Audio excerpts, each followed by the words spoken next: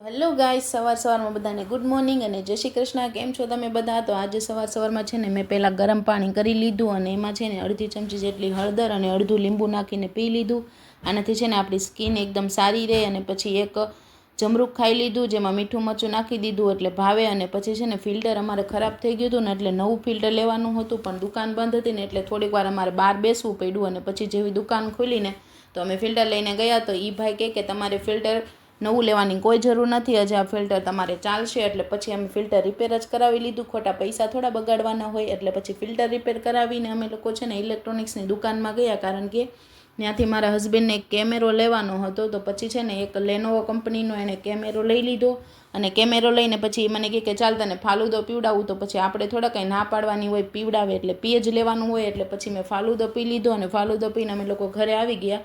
અને ઘરે છે ને આવીને મેં બનાવ્યું હતું સાંજે જમવામાં રાજમા ચાવલ બનાવ્યા હતા, અને સાથે હતું એક ડીશ ભરીને સલાડ હતું. અને પછી છે ને થોડાક ભૂંગળા તળીને ખાધા સાથે ખાવા. અને જમી કાઢવીને થોડીક વાર માટે જેઠાલાલ જોઈ લીધું. તો મળશું આપણે નેક્સ્ટ મિની બ્લોગમાં. Thank you so much for watching.